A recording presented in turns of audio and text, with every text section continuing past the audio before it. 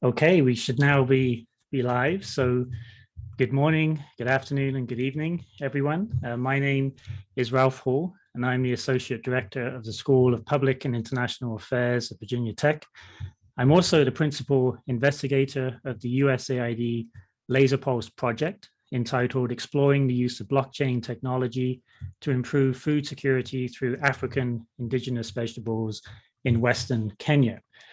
For those who are wondering what Laser Pulse means, it stands for Long-Term Assistance and Services for Research, that's LASER, and Partners for University-Led Solutions Engine, and that's Pulse. It's a 5-year, $70 million program that's funded through USAID's Innovation Technology and Research Hub. Over the past year, our research team, under the direction of co-PI Dr. Jessica Agnew, has been able to advance our project in Kenya with colleagues at Egerton University and AgUnity, along with other local partners. Through this research, we have obtained a number of critical insights into how blockchain technology could be used to enhance food supply chains, and decided to host this webinar entitled To Block or Not, Exploring the Use of Blockchain in Last Mile Agriculture Communities, to discuss the technology with leading experts in this field, and then to share what we have learned through our USAID Laser Pulse project.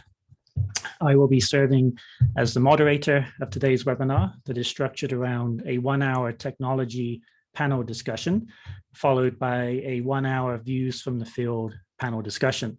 During both of these panel discussions, I will introduce each speaker, after which they will have about 10 minutes to provide their opening remarks, after which, after all of the speakers have spoken, we'll have a Q&A time for participants to ask us questions.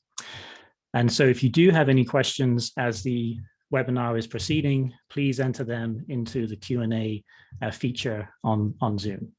So before we begin the first panel, I believe Jessica would like to hold a participant roles poll. So Jessica, if you'd like to release that, we can do a quick poll.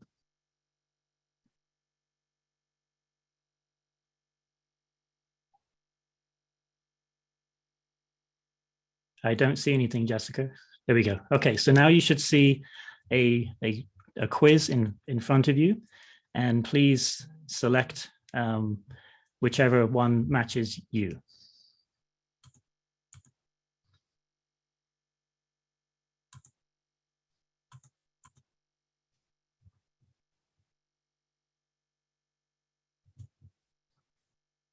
Okay, we've got about 60% complete so far. So if you see that poll, just enter what you see. We have a nice spread actually across the various roles present. And I guess, Jessica, would you like to close the poll in a minute and just report out on the results? Yeah, so I'll just leave it open for a while. We're still having participants join, but at the end of the webinar, I can share out the sort of distribution of our participants here. Thanks, Ralph. Okay, great. So let me begin with the first technology panel. Our first speaker on the panel is David Davis, who is the CEO of AgUnity. David is a founder of 2 successful startups and has more than 10 years of senior roles in global investment banks, including Goldman Sachs, Lehman Brothers, and Standard Chartered. In 2016, David and his co-founder laid the foundations of what AgUnity would become, and when they entered a hackathon at a tech conference in London. So maybe we can hear a bit more about that, David, when you're speaking. So David, it's a pleasure to have you with us today. Thank you for joining us. Thank you very much. And so I have a framing question, perhaps to get things moving. And so let me begin by asking you, what was the thought process that led you to realize the potential of blockchain to help address last mile agriculture? And perhaps maybe you can also talk about what you understand last mile agriculture to mean. So I'll pass the baton over to you, and we look forward to hearing your remarks. Awesome, thank you. Yeah, look, we'll clarify the last mile agriculture. So, I mean, from AgUnity's definition, we consider that to be the farmers that live in, like, the the least advantaged and most remote farmers. So we always try to agri-unit to make sure that we don't leave anyone behind, which I think is a very important facet. We often see situations where larger, more affluent and perhaps better educated farmers might have access to technologies and systems and supply chains that gives them a really significant advantage. And we see communities where the less fortunate farmers end up selling to the biggest farmers and getting a much less price than they would have otherwise. So our role and our mission is to try to level the playing field, make sure that we're building something that is good for everyone. And that's what we term last mile. And then blockchain, look, blockchain is a technology like any others. It's got good and bad features to it, and it serves a particular purpose. Now, for AgUnity blockchain, we use blockchain in a very simple way, probably the simplest of anyone. And we use it for one of blockchain's greatest strengths, and that's decentralized trust. And let me just explain really what that is. Blockchain allows two people who may not know each other or may not ever been in contact to record a transaction that is written somewhere and nobody can change it. Now, there's a lot of other things it can do, and Bitcoin and other things do other specific things on blockchain. But at the very basis, that's what blockchain is. It's a way of recording that something happened in a way that nobody can change that. And that's what the AgUnity system really does. It enables two farmers to, say, hand over some cocoa beans or some coffee, or to collect a payment for that, or order something from it. And that transaction is recorded in a way that nobody, not even AgUnity or any of the partners or anyone, can say that didn't happen. Why is that so important? Because it improves trust in societies that have often had big issues with trust. Like, as I'm sure you know, all the low-income farmers, or everyone that we've spoken to, they've been ripped off or disadvantaged, or had someone leverage them at some stage. And because they're low-income farmers, that it really does happen to a large degree. What we try to do is give them a framework of trust where everything can be recorded, everyone knows what's happening, and that means that they can work together as a cooperative or as a group of farmers working with a buyer that they trust. Everybody knows the transaction, so there's much less chance that someone's going to sort of hand over 20 kilograms of coffee beans and come back the next day and they say it was less than that, because that's recorded and we can always look it up and we always know what happened. Now, it's such a simple concept, and in developed markets, when we explain this problem, it goes over the head of a lot of the audience, because in a country like Australia, I grew up on a wheat sheep farm, and we would take truckloads of wheat into the wheat silo all day, and we get a little bit of paper receipt, and we wouldn't think anything of it, that we're giving over thousands of dollars of wheat.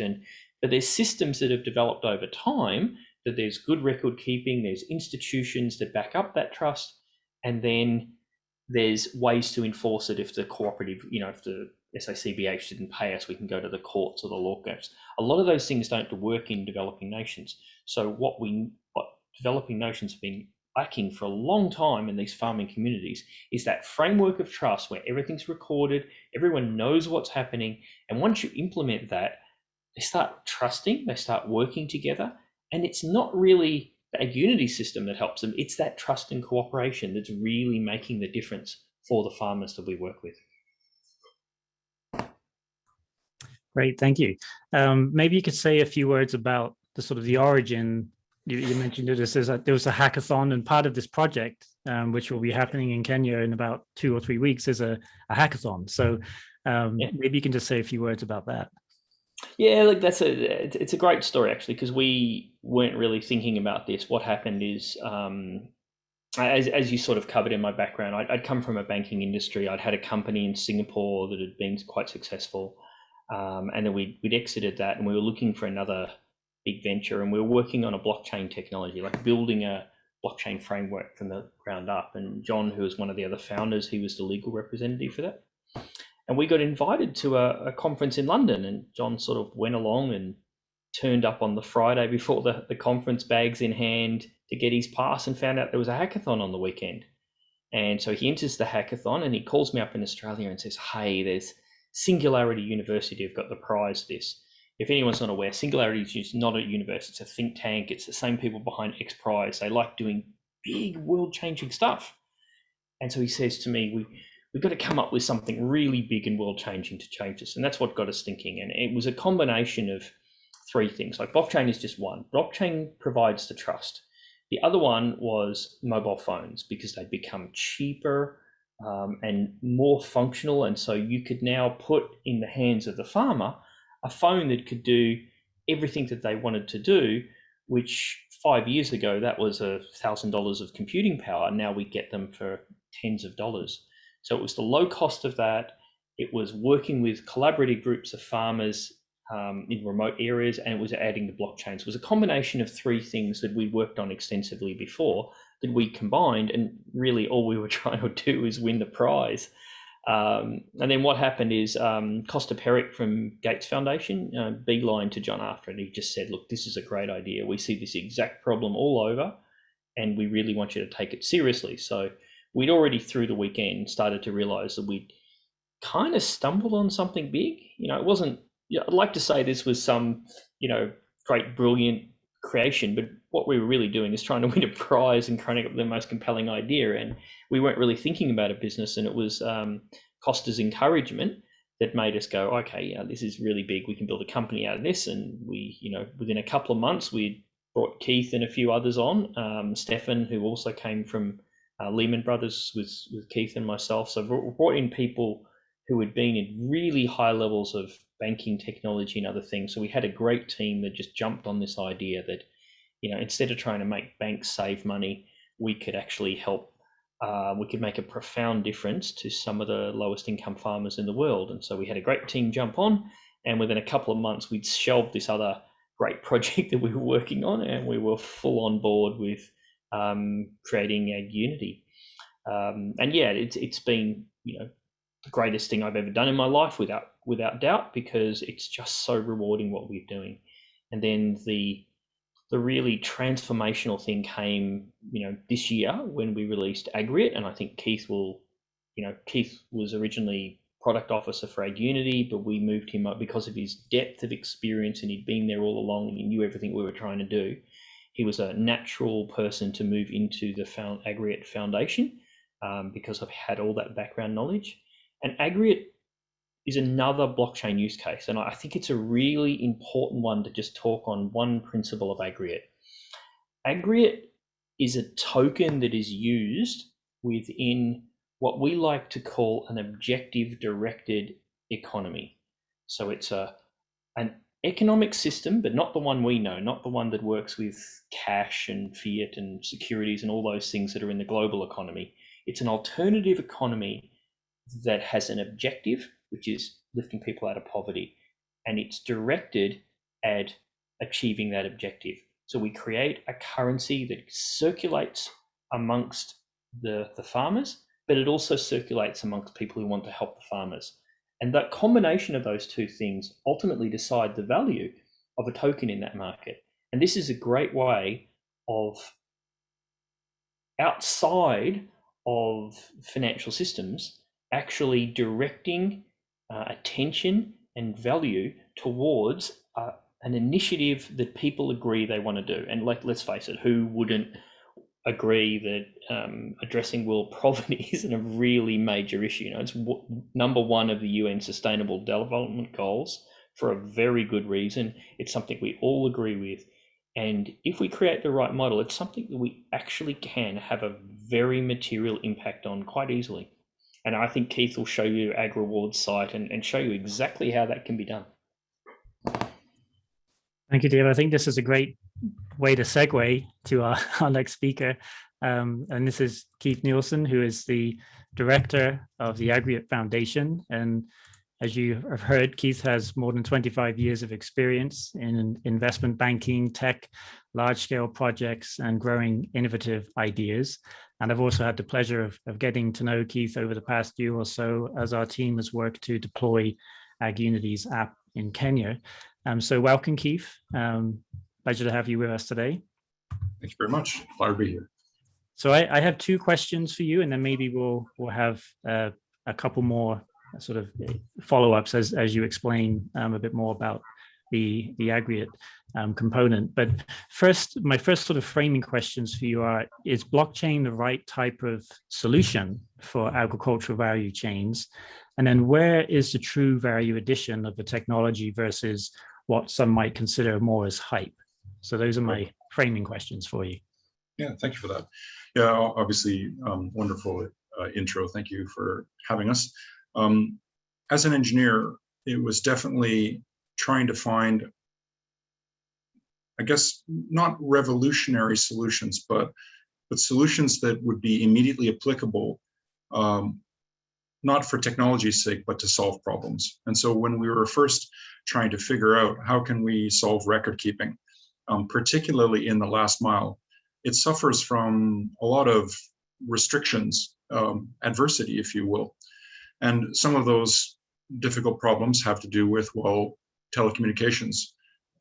We're often operating in places where there's, intermittent communications, or simply it's completely offline. The remote mile is typified by there's no signal. The usual case is maybe a village knows everyone has to walk, 5 miles in that direction, climb a hill and put the phone at the end of the reach, and then they get 1 bar of signal. So there could be connectivity, but it's very sporadic. And so this was a real critical deficit for a lot of these blockchain solutions, is that they require to be online. A characteristic is there's a consensus building where you issue what you think is your transaction, and you need to be online while the consensus is being built. Also, we have a imperative that we're operating in the agricultural space. We're trying to make a difference in the world. Elements like, extreme electricity use, for instance, with a proof of work type algorithm, that you have these, massive banks of data centers that are churning through electricity to try and prove that there's no fraud. If we're trying to solve global problems and we're doing so by consuming, the net power of Denmark just to run the system, we're not necessarily solving the problem, we're contributing to it. And so when we were looking for solutions, we wanted to have, our constraints were, okay, we need to be able to operate offline. And so that's a tricky one. We want to do something more with a proof of stake, or not contribute to climate change with, electricity usage. And then there's an element of making sure that it's relevant and approachable to farmers. So I think David flashed up our screen, but this is the Ag Unity interface is typified by these, primary colors and geometric shapes, so that it is immediately intuitively recognizable to people that maybe, are low literacy or even completely illiterate. And so in the same respect, the technology that we use cannot be steeped in mystery or inaccessible, and that's true for blockchain as well. A lot of the, let's say, competitor products in the blockchain space often are steeped in a lot of technocracy. Like, you have to be a very sophisticated person to understand the concepts or use it. Whereas with our interface, we make it so that, like a ledger, and I'm just calling up the interface, we have a wallet that has very simple entries. And this is an asset on the wallet, and we interface with it by simply a drop-down menu. And the idea is to take a technology, to implement it within a user experience that is intuitive and accessible by the least common denominator. And our total addressable market is upwards of 3 billion people that maybe don't have literacy and are not familiar with technology. It could be the first technology that they've ever seen, like certainly the first smartphone. And so we look to some of the competitors in the space, Hyperchain and whatnot, and they're scaled for being online all the time. They require a lot of infrastructure, and this is the competitor space. And we thought, well, let's find a way that it can be operated offline. And so we have a cloud-based wallet. And then we have an interface that accesses that cloud-based wallet, because if the farmer loses their phone and all of their value that's stored on the phone disappears, well, that would be a catastrophic outcome for the farmer. So looking at what problems we're trying to solve dictates what type of chain we would use and how we integrate that with a cloud solution or a cold wallet solution. And so those are some of our considerations for the constraints. And our approach was always, we're not implementing technology for technology's sake. We're using technology to solve problems for last mile farmers. And the constraints and the requirements are quite difficult, but through years of practice, we've proven that it is applicable. It is a solution that farmers can intuitively use. And then we introduced Agri-food to that situation. And I'm just wondering if I can share my screen here. So maybe I'll do so. And the purpose of me sharing my screen is just to show you a very simple use case of how a blockchain can deliver on a very textbook solution. So we have a web portal. All of our farmers that have the phone in Ethiopia are enrolled in the system. And the website presents these farmers to say, hey, it's, life is tough being a farmer, and can we reward a farmer directly? And so we implement our aggregate solution where I can send $5 to this farmer, and I disintermediate all of the structure of aid organizations and distribution funds. I make use of the very basic core premise of blockchain, where I can do point-to-point direct wallet-to-wallet transfer. And so it validates, do I have a wallet? Do I have a balance in my wallet? Is my destination farmer enrolled? And then it goes through the process of validating that transaction, which takes between 10 or 30 seconds. And our premise is, well, you can take 100% of our value. I've transferred $5 to this farmer, and absolutely $5 of that value is directly injected into that farmer's wallet.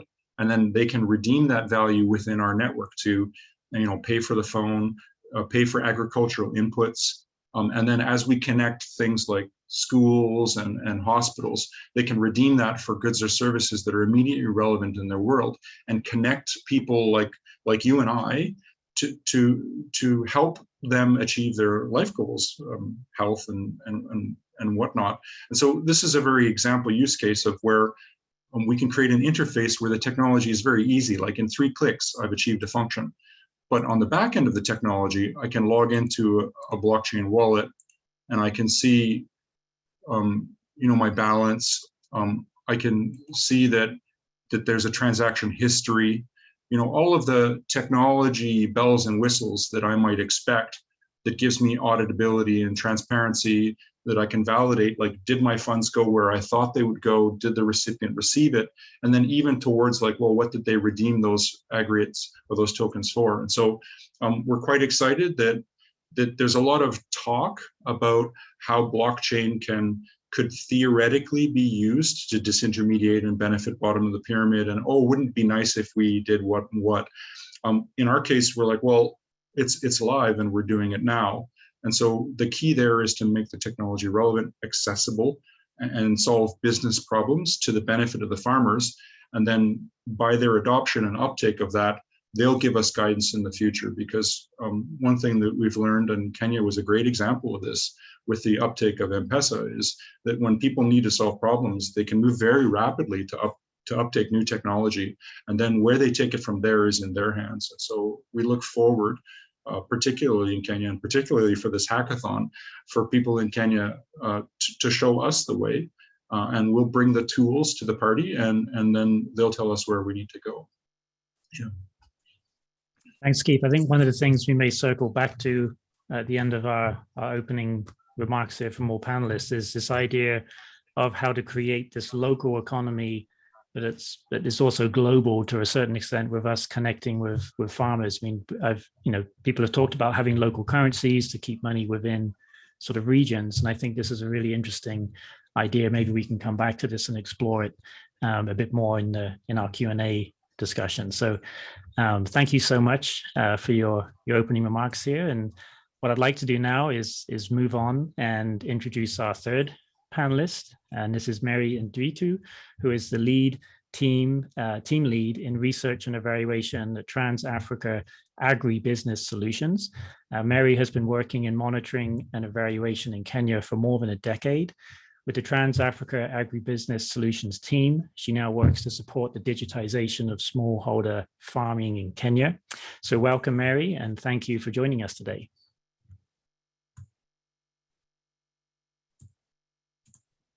Thank you very much for having me and for having the discussion. And I think it's the right time that we have this discussion, but just to bring in something very fast is that we are involved as a part of support to SME as a company, and also support to cooperatives, and also to groups that are farmer driven, that is producer farmers and livestock farmers. And I have a presentation. Let me just put it up very fast.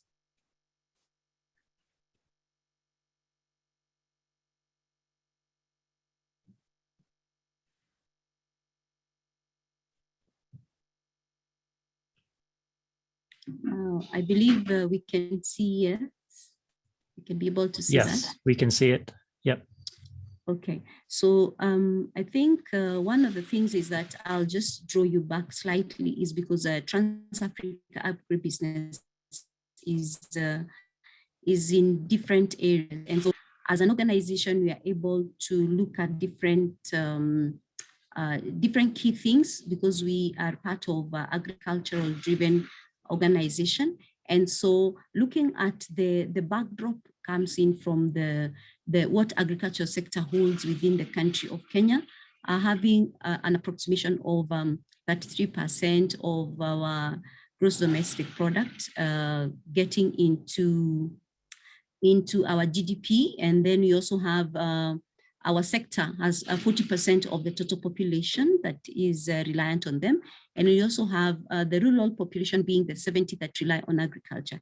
Then that makes us look at some of the things that definitely would grow the blockchain system being utilized. And because we are also driven by technology and digitization of some of the products that we are providing for farmers as solutions, we look at blockchain here as part of technology that is looking at a decentralized recording system, record keeping system, and also finding solutions in as our agriculture system by creating a certain software that would bring in blockchain to be utilized. And first and foremost, you're looking at a point of sale where we can utilize cryptocurrencies such as Bitcoin, and also blockchain as part of the solution software of also bringing security to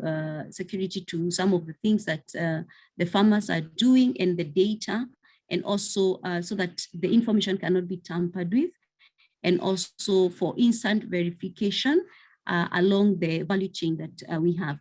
But one of the things that I want to bring in on board is the challenges in when it comes to introducing blockchain in Kenya. And the interests came in because the first entrant way of the blockchain in Kenya was when people thought about cryptocurrencies and Bitcoin. That's the way first it came. And so many people, when you say blockchain, the first thing that hits in their mind is the cryptocurrency, Bitcoin and Binance and all that. But I think looking at that way is that it made other people fear that what is it coming to do, and how is it going to do our change? So the change factor came in.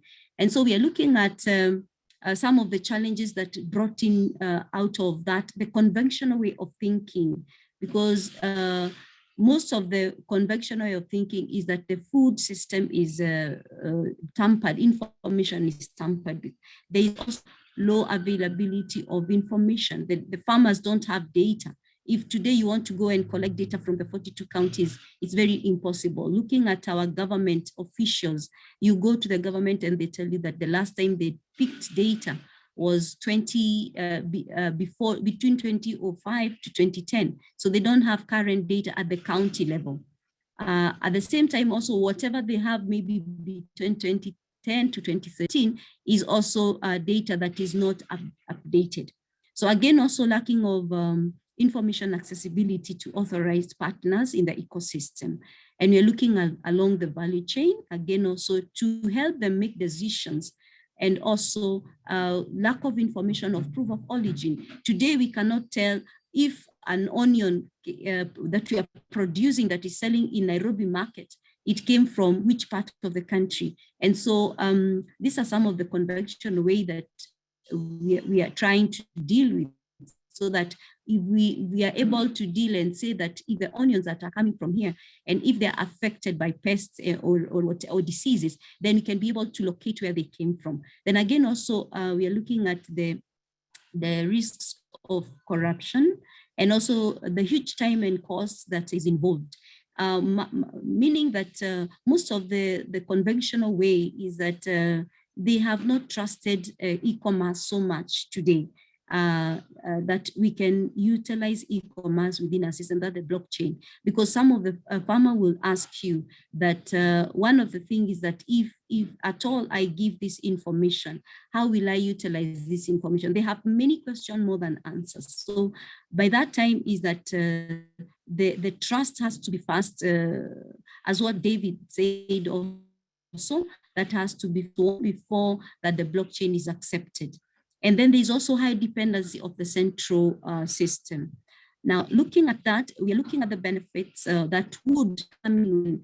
The blockchain would be able to address some of these conventional areas. And here is looking at improved quality control, food safety and standards.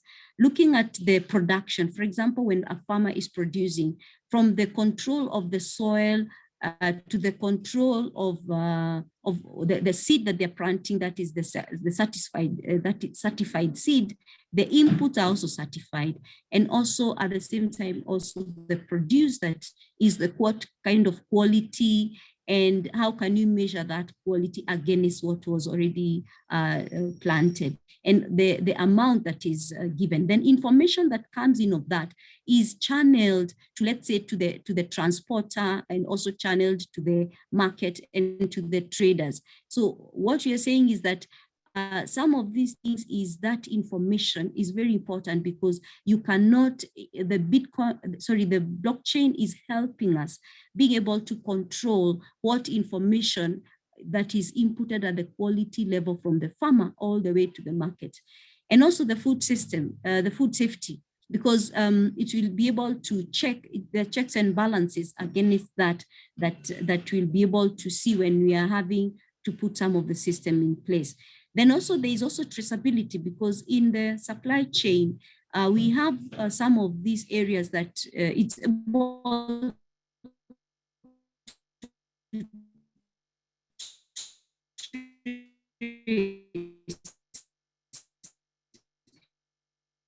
and remember, it's encrypted end to end. And so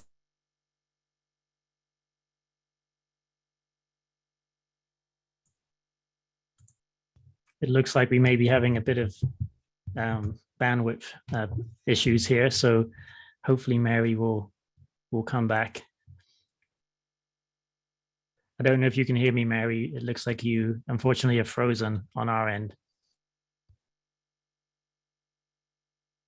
Farmer, so the information is able to be traced all the way through to the where it was.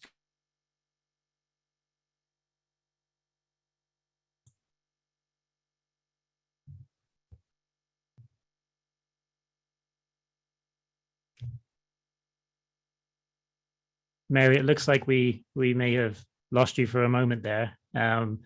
Perhaps without sharing your screen, you could maybe provide a few sort of closing remarks to your comments, and we can maybe move on to the next speaker if you're having bandwidth trouble.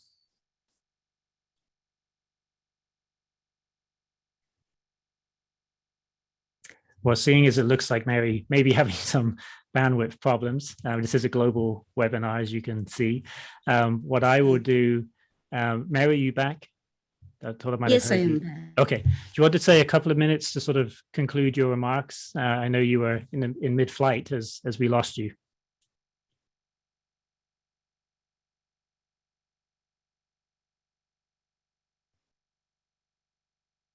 It still sounds like we cannot hear you, unfortunately.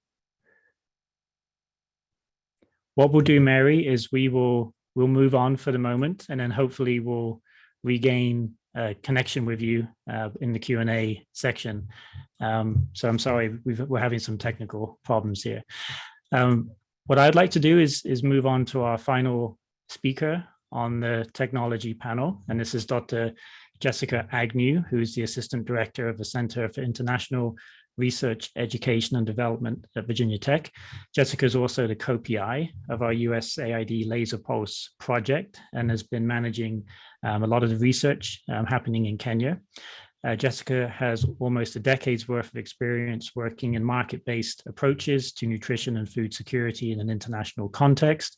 Her research and on-the-ground experience has involved improving the competitiveness and commercial viability of small and medium-sized enterprises that sell nutritious foods and to low-income populations. She also focuses on strengthening value chains to become more nutrition sensitive and profitable for smallholder farmers. So welcome, Jessica. Thank you. And so Jessica, given your experience, what do you believe is the comparative advantage of blockchain in agri-food value chains to support nutrition and food security compared to other types of digital solutions that may be developed in the African context right now? Yeah, so as we're thinking towards solutions that will improve food security and nutrition, there's kind of a few different things that we would want to consider. In terms of food security, which is accessing the food you need for a healthy and active life, first of all, income is critical. So we're often thinking about improving the incomes of smallholder farmers as they're usually locked into a sort of cycle of poverty. But also incomes of other value chain actors as well, retailers and middle people. We sometimes vilify the middle people, but they need to earn an income as well to provide for their family. And then we also need to consider the types of people, the types of food people are eating, to make sure that people are not just getting enough food, but the right types of food. So as mobile technologies are emerging, they're very often oriented towards improving the productivity of smallholder farmers, which really kind of goes to that first stream of improving food security through improving income. But we know that improving income isn't enough to improve nutritional status or the consumption of different types of nutritious foods. So blockchain, because it has this component of record keeping and access to markets and information for producers all the way through to consumers, we're looking at a whole value chain solution that can not only improve incomes, but can also ensure that information is being transmitted along the value chain that's important to consumers. So a lot of my work has focused on market-based approaches to nutrition for low-income populations. So I think sometimes there's an assumption that low-income populations will just eat, whatever they can access, but access to information on the safety and the quality of the foods they're consuming is very important to low-income populations as well.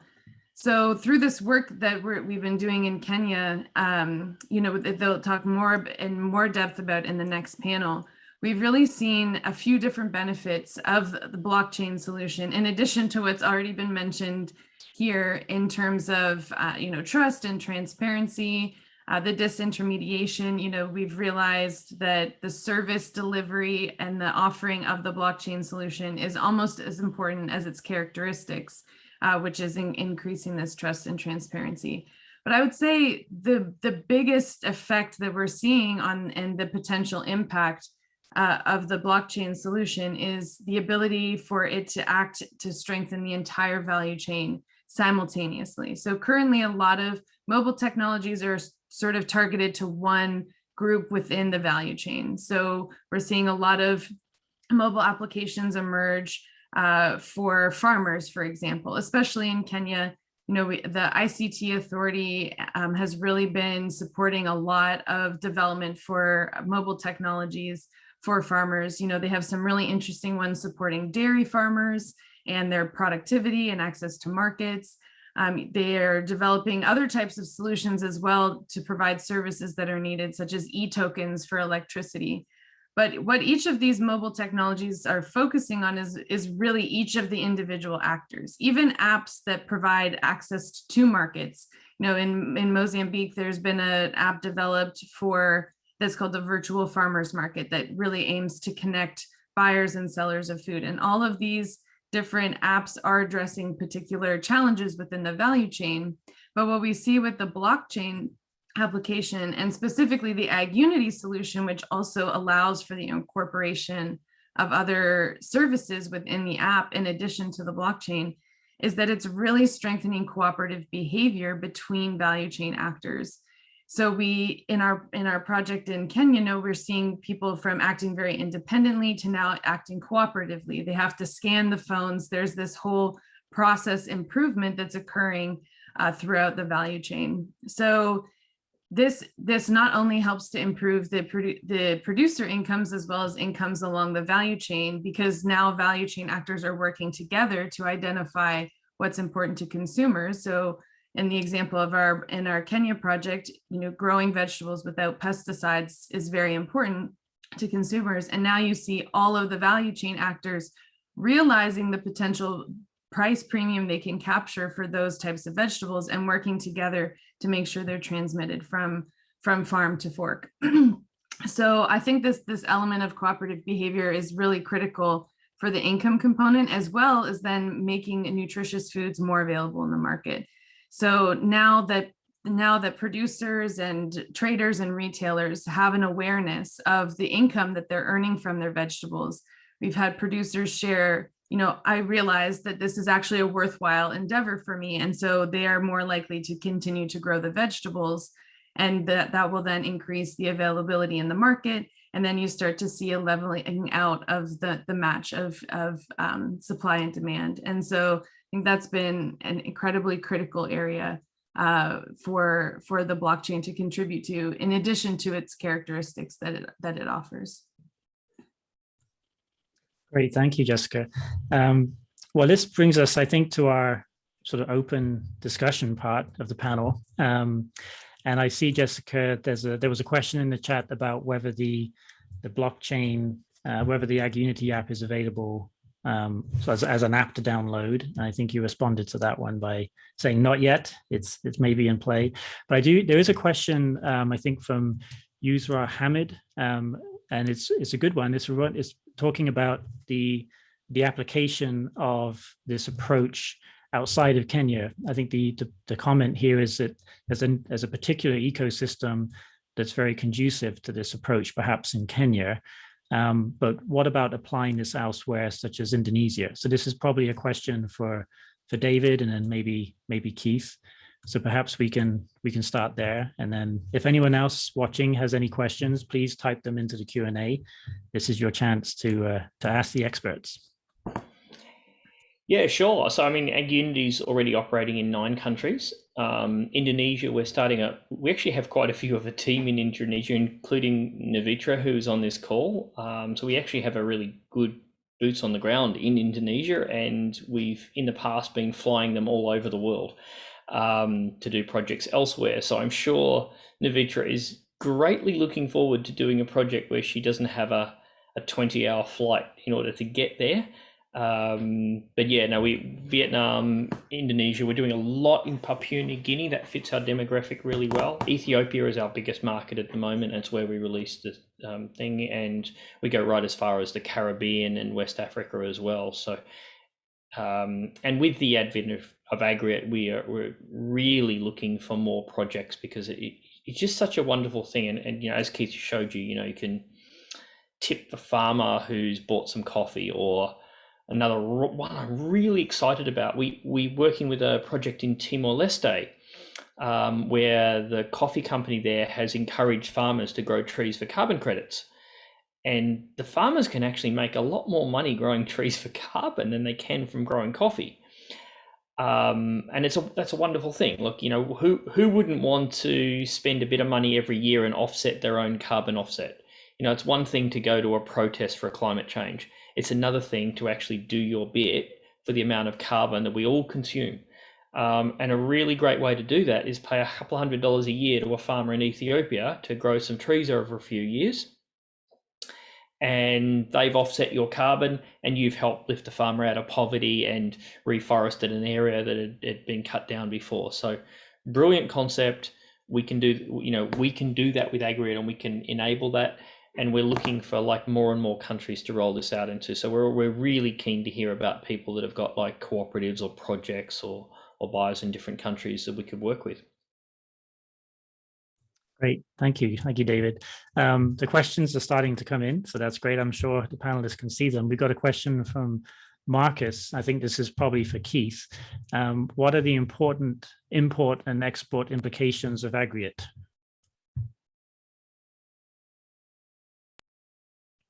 Sorry, make sure I unmute there.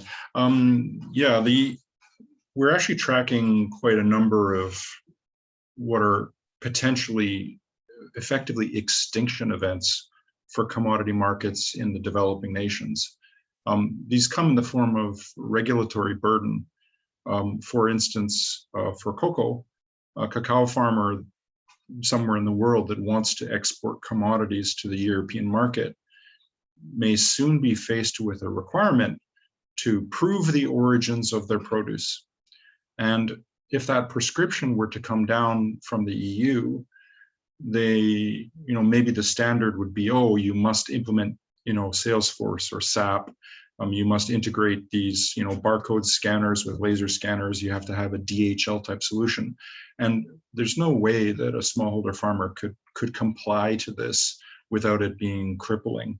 And so some of the technology that we hope to bring to bear, that if every farmer has, a low-cost phone that has a GPS device embedded within it, and we implement that at time of produce origin. So for cacao, you pick the pods, you put them on a tarp, and you crack the cacao pod open to take out the testes and separate it from the placenta. And so that's your origin of your wet bean.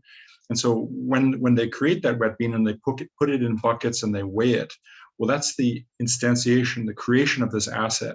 And we can embed the GPS coordinates, like say they take a photo of it. Not only will that be a unique photo that we can analyze, but it'll embed the GPS coordinates of the origin of that produce. And so when that produce goes through its fermentation, through its drying, we can have timestamps. We can ensure that the actor that's doing the processing is identified. Like you can have this whole persistence of chain of custody, inputs being entered, produce being refined. Perhaps it gets to be dried. The weight changes because the moisture content is reduced. And so all of these modifications to inputs can be embedded, so let's say colored the coin, so that the token can have all of this metadata associated with it, so that when people transact, the data that is associated with the produce is part of the transaction. And so when people say, oh, well, data is the new oil, like data is the new currency, it's not a metaphor. The transaction of this non-cash payment token can contain data that actually enhances the value of that transaction. And so this becomes this origin story. And we're quite excited about this because some of the mandates that, for instance, the EU are putting down is they say, oh, well, you need to geolocate your farm by doing a very expensive satellite imagery assay of your location. But that does nothing to prove that the cocoa originated from that farm. Someone can ship in cocoa through that farm. And so their requirement is not robust in any way. And so our challenge to them is that, well, we think we have a much better origin story that is much more robust, is much easier to comply to, that smallholder farmers can comply to, and that gives this confidence to the buyer, to the market off-taker, that they have this immutable data that's right at source, that the farmer produced right when they cracked it. And so some of these, bringing technology that's applicable, usable, and affordable to smallholder farmers, we think will actually do a much better job of proving to the off-taker that the inputs are being tracked at a very granular, very detailed level. And so we're hoping that this will move these councils that are potentially going to shut people out from these markets to say, okay, yeah, that's better than what we're proposing, and let's have this great data story from farmers that brings the retail customer confidence. And where the aggregate comes in is that aggregate layer that creates that bridge of communication between the buyer and the seller. So not only is there this traceability data, but there's an opportunity for the buyer and the farmer to communicate potentially.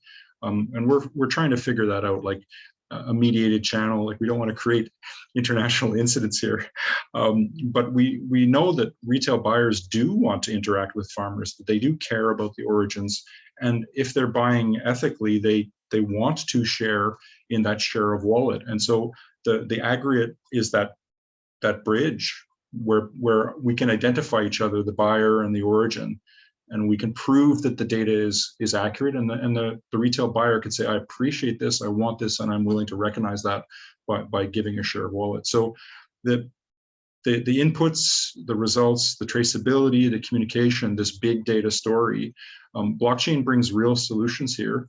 And if it's implemented within a framework, an ecosystem, then we can achieve these business outcomes that are desired, and more to the smallholder farmer, that they can comply to, and it's affordable without them being restricted from these important markets. Yeah.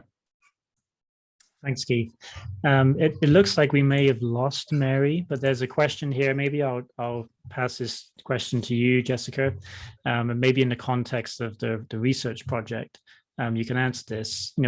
I think the question is really, what is the incentive for farmers and consumers to use this approach, use this blockchain platform?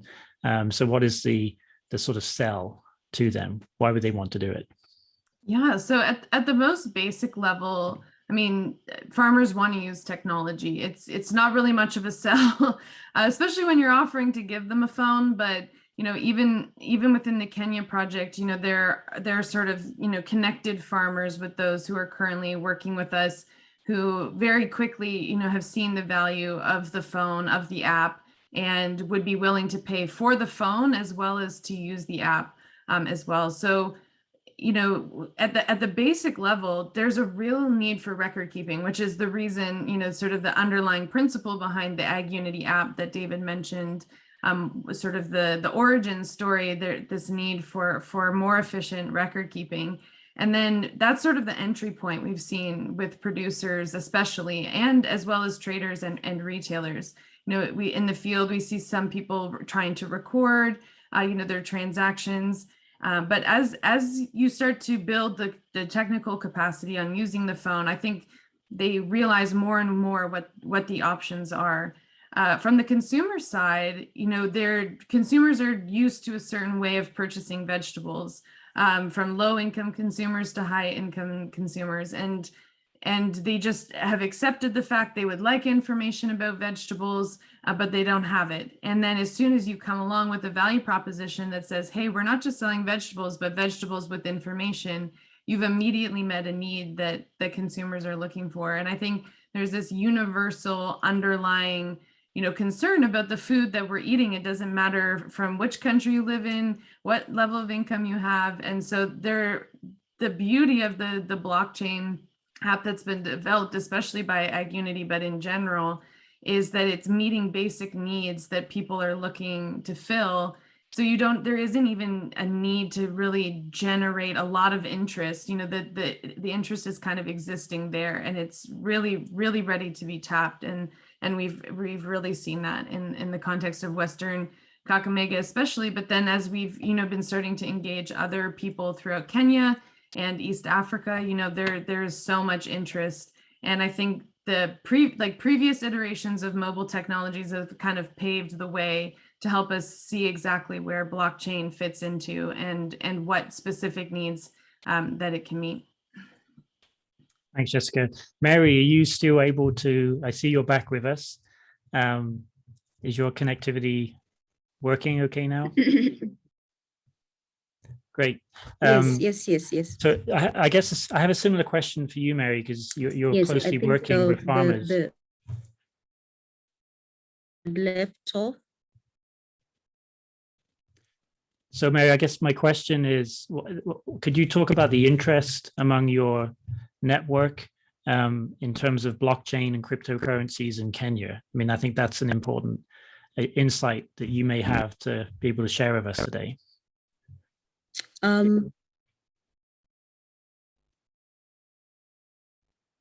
The interest that we have in the Kenyan aspect for us is in this aspect. I think I can just have that. Is that we are currently developing an intellectual property management system which is based on blockchain for tracking the movement of tracking the movement of IP rights. And this is in the development stage, so I can't talk about it very much because we are still doing a lot of trials and testing on it. But we did one on the coffee cooperative, and the purpose was to ensure that there was the data that was this collection of data, and that data is specifically was keyed in so that it's able to inform the cooperative society that is going to give them finances. What are the farmers gaining, and what the farmers have, and the type of the quality of the berry, and to how much they should be able to get. And that information is what we needed to showcase. So that was something that we have done for one cooperative. We want to replicate in others. But one of the things that I will tell you is that depending on the type of cooperative, so you find that there would be hurdles, because not everybody wants transparency in that arena. So they might not be too much open to giving us information. The second one is on the tea exporter in Mombasa. We got to work with the person, and for the traceability system. This is because they do a lot of exports to certain countries in Europe, and so they needed a traceability system for them. So we use the blockchain system. But one of the things that I'll tell you is that we couldn't go much further into doing farmer by farmer, each one of them, in where he gets his production from. Because there's a centralized system that under the Kenya Tea Development Authority, what you call the KTDA in Kenya, that foresees the whole of that system. So you have to request for approvals for them to allow you to get some of these areas. So that is also in talk with them. I think that is what I would say our interest is in our Kenyan context. But I think one of the other things that I would also say is that one of the impacts that I would say very much that we have seen as we move along the value chain is that the farm inventory is very easily taken. And so we have a lot of data that we get from the farmer himself, not only from whatever they have, but also on each and everything within the farmer, the farm itself. And then again, also we are looking at also the supply chain of the same farmer. So we are able to say that from where the production is, where does he sell his, let's say, for example, coffee, where does he take his coffee? How does he get his finances getting back to him? Where does he get, for example, maybe if he wants credit, where does he get from? And does he see where his product of the coffee goes, which country is sold? If it goes to the auction market, which area does it go? From there, that's where we have seen that there's a lot that you can do. And also the farmer management software, that again, another one, and which we have seen in certain coffee, and these are the coffee areas that that they have bigger coffee farms and estates, so that is manageable and it's possible to do that. And then again, we have also looked at an impact where it is very well working, and we have started the talk with the government on the e-voucher system, because there's an e-voucher system payment. And so that is one of the areas, again, we are also looking into. And also at the ground level, we are also looking at working with multinationals, for example, especially the ones which are on the inputs, specifically on the herbicides and pesticides, because it's very difficult for you to track how the herbicides and the pesticides are being used in the farms and what are the impact that they would have on that. So such are the data that we have started working on. And so these solutions is what I was telling you, that we have started working on them, and so they may have to impact on, right now we can not talk about much of them because it's still on the development stage, and still we have a lot of communication within us and also with the clients that we are working with. But one thing that, Raf, if you can allow me one more minute on the potential risks that we have seen, is that there's kind of like a little bit of resistance, and especially into some of the groups and some of the cooperatives that we have worked with, and because of a few reasons here and there, of transparency and also accountability, because this information, you can't change this information. Once already the system, the blockchain is put, the system is put, you have to use another block system for you to be able to input that system for it to add on to what you had put before. And then the other thing that would also add is on the standards. The standard is also another thing that we have seen, is that our people, they want standard, yes, but the inputting of a little bit of extra more money to attain that standard is still not developed as we require it to be. So there's a lot of information here back and forth.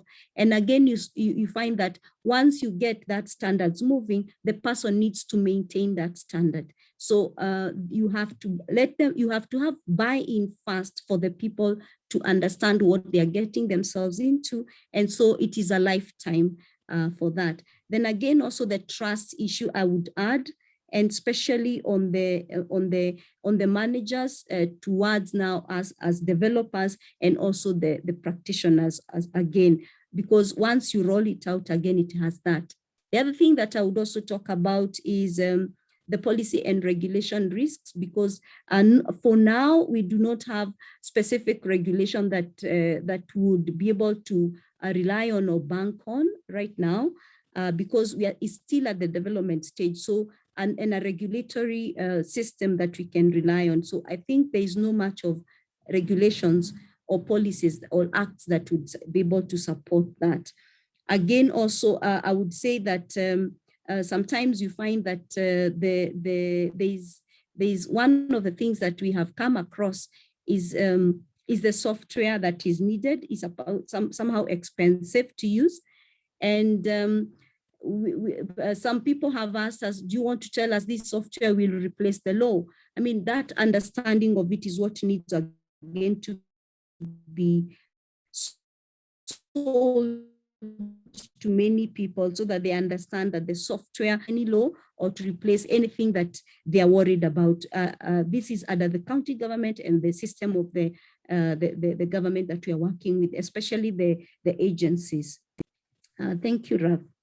Thank you, Merit. I'm glad we managed to get you back in at the end of this panel on technology. So at this point, I would like to transition to the next panel. I'd like to thank our technology panelists for sharing their insights and expertise with us.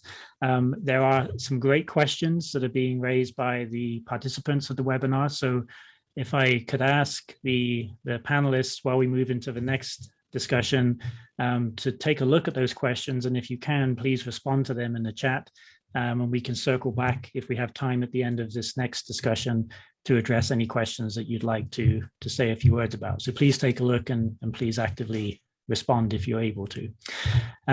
It looks like we have sort of an emerging space here where blockchain technology looks like it's perhaps here to stay. And this next panel really raises sort of insights, views from the field. So we wanted to reach out to people, to real practitioners.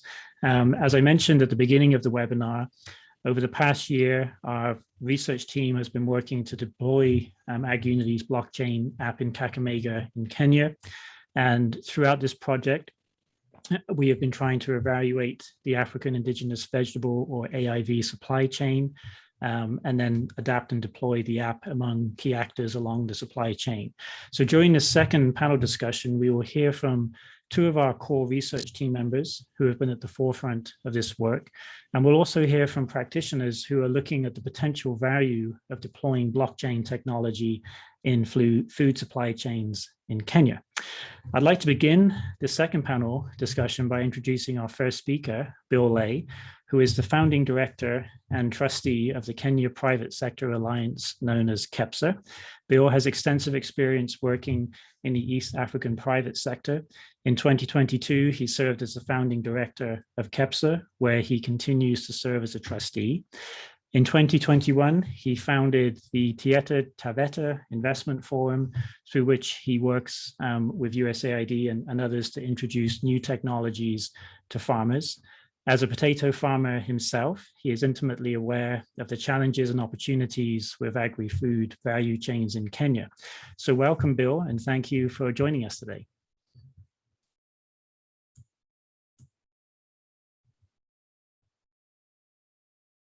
Okay, can you see me?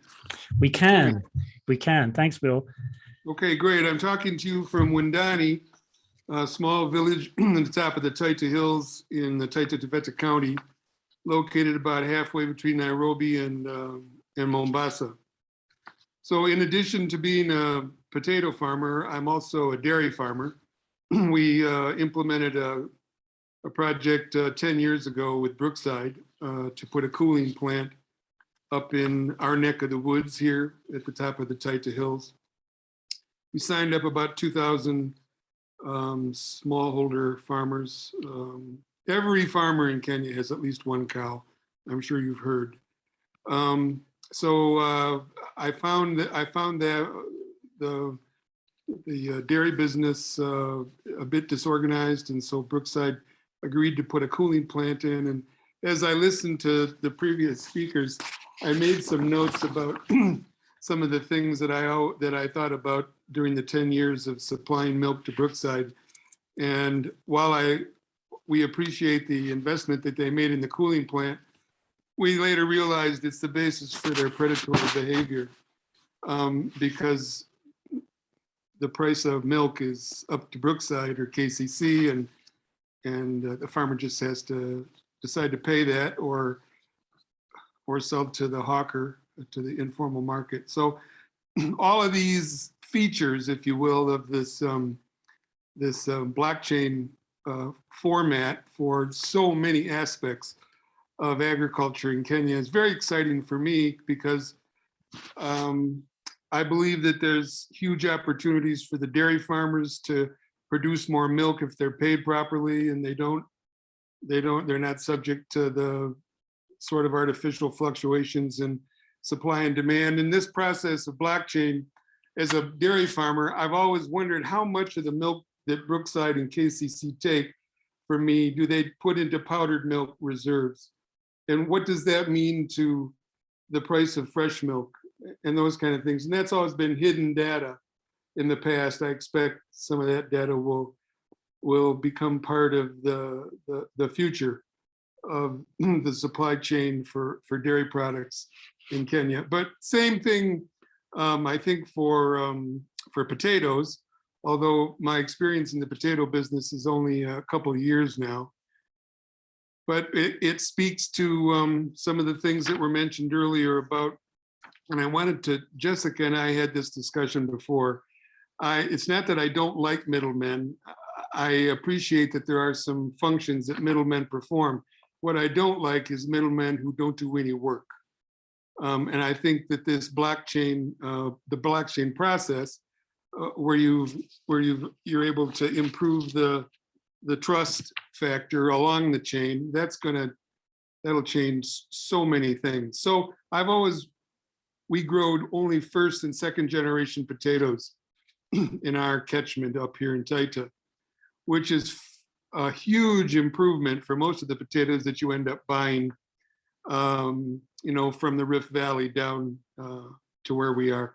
There are a few potatoes grown between us and the coast because of the temperatures and so on. But I've always been intrigued by how we can end up in the market with a first generation label on our potatoes. And that can only happen when somebody's able to do a GPS setting that we got these potatoes here from this catchment and they've made their way, and yeah, they're still first generation, second generation.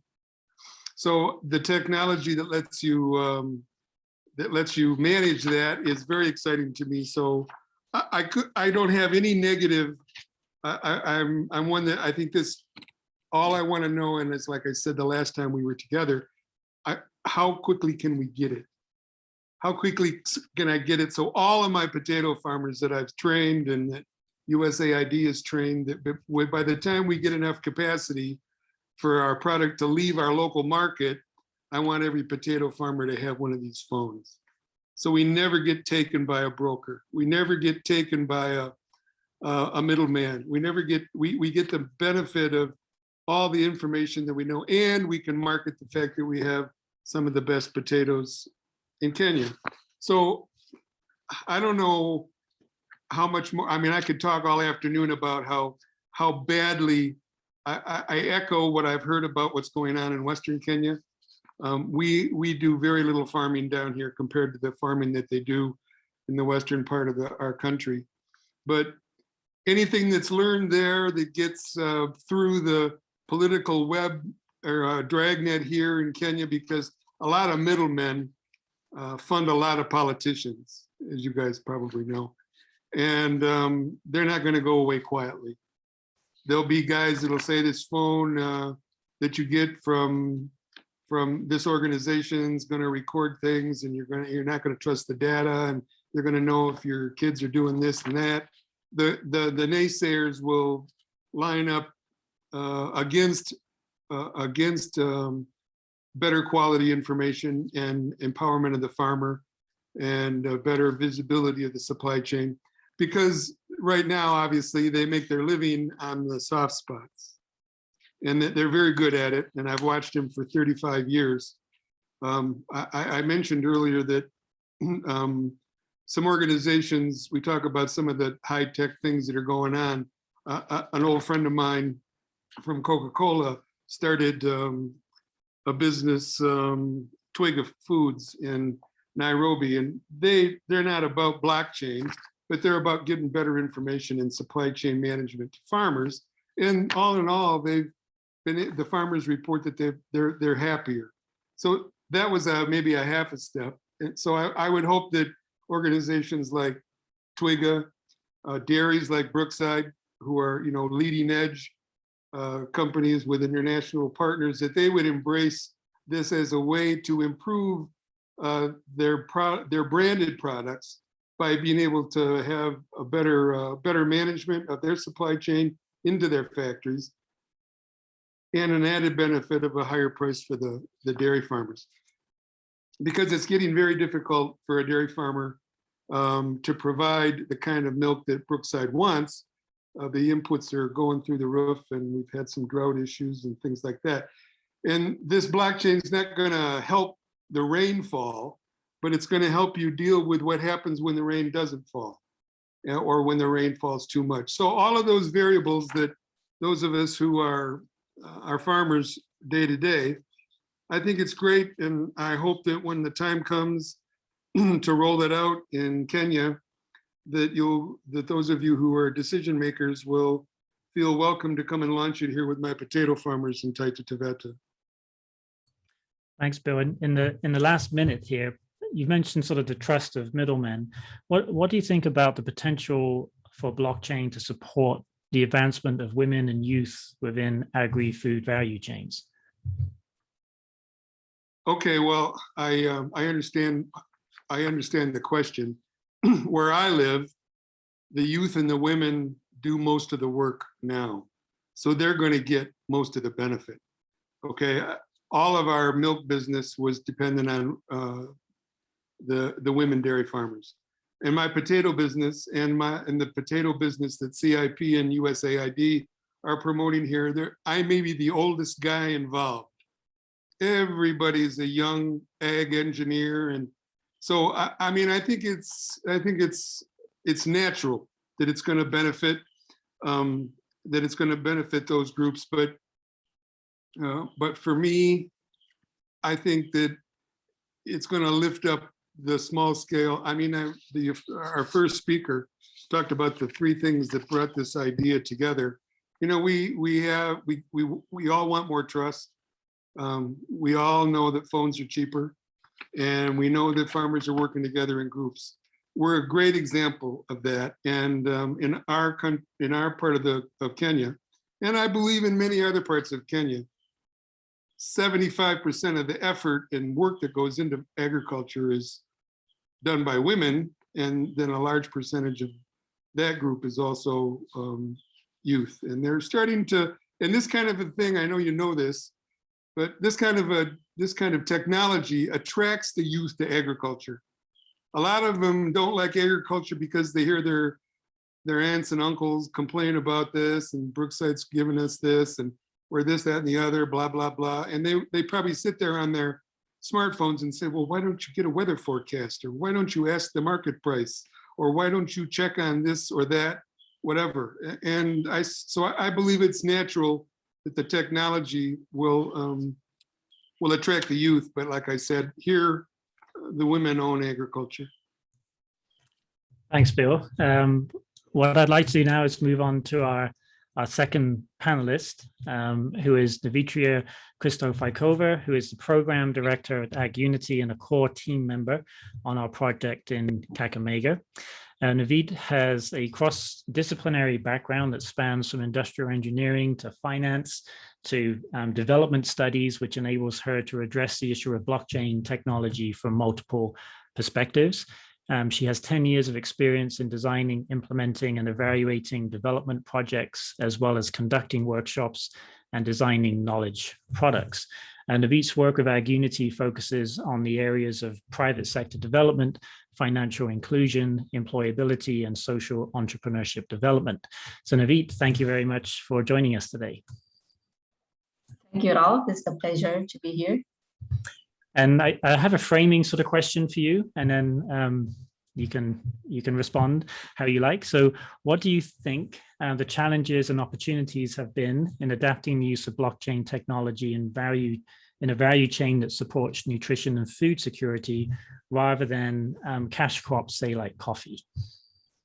Yeah, maybe to give a bit of a context, this project that we are actually having and rolling out in Kakamega is quite out of the box for Ag Unity. I mean, Ag Unity itself is already exploring a lot of things, but we typically go for cash crops, which are usually coffee or cocoa, where usually the main value proposition is the traceability to the origin.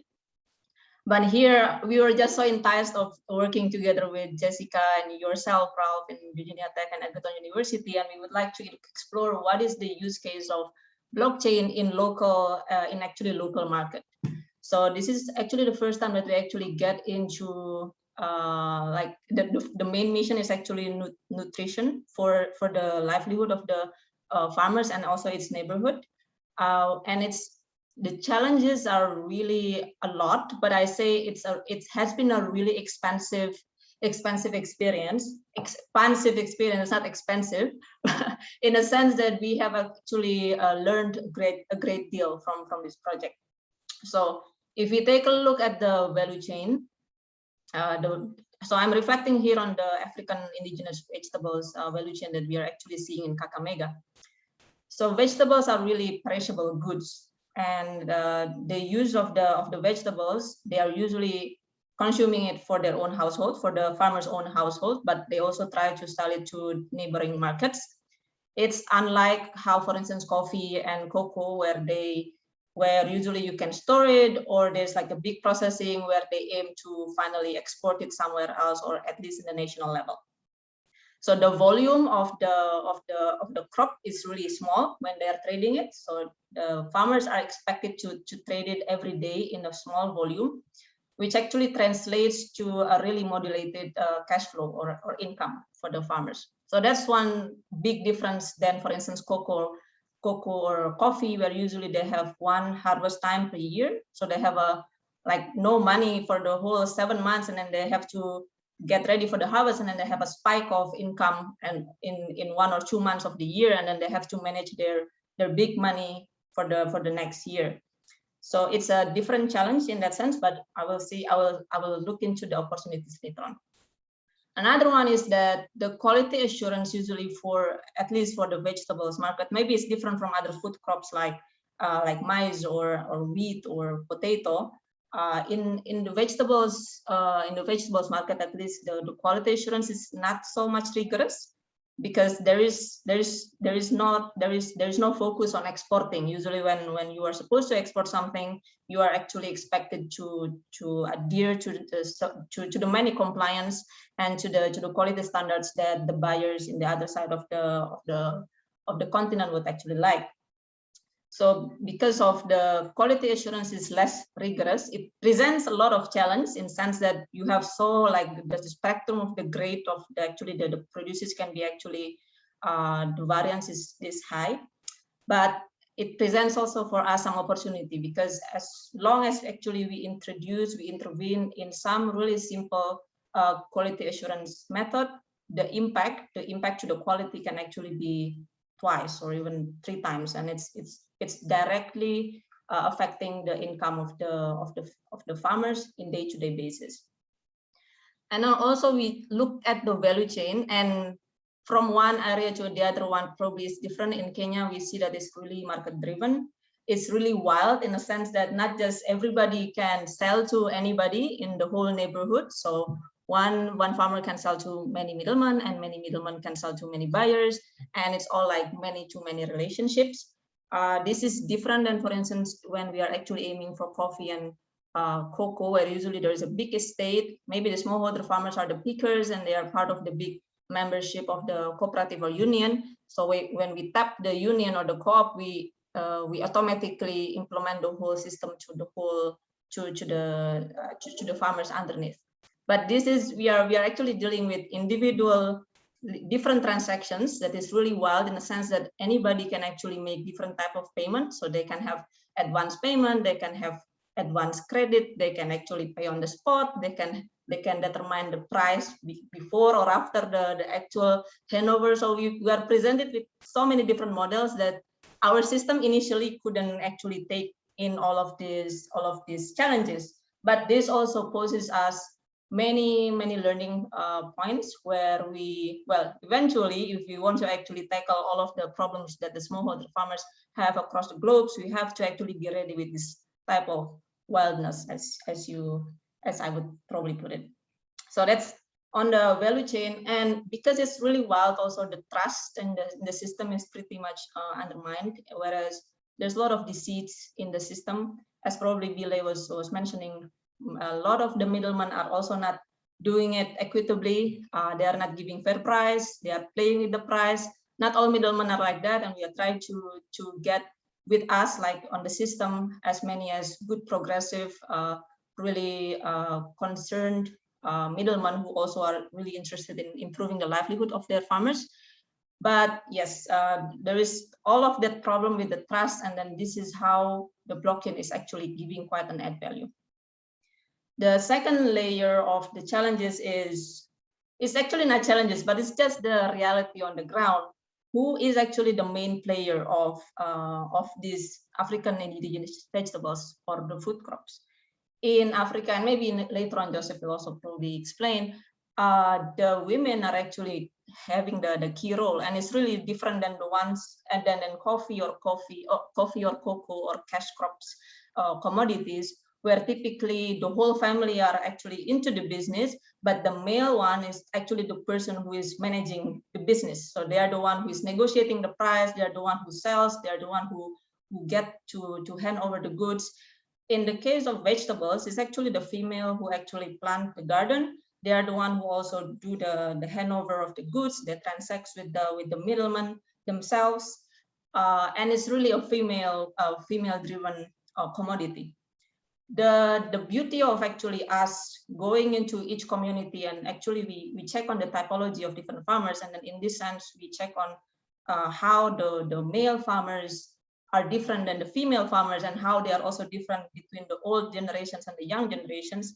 We get to see that how they actually manage their household finance is really different. So for instance, this is just, it's not, I'm not trying to generalize, but this is usually what we find on the ground, is that usually male farmers, they are probably more interested in, okay, what do I invest for next year? What should I improve in my house? Like, should I fix a roof? Should I buy a fridge? Should I buy a TV? Like all these big investments.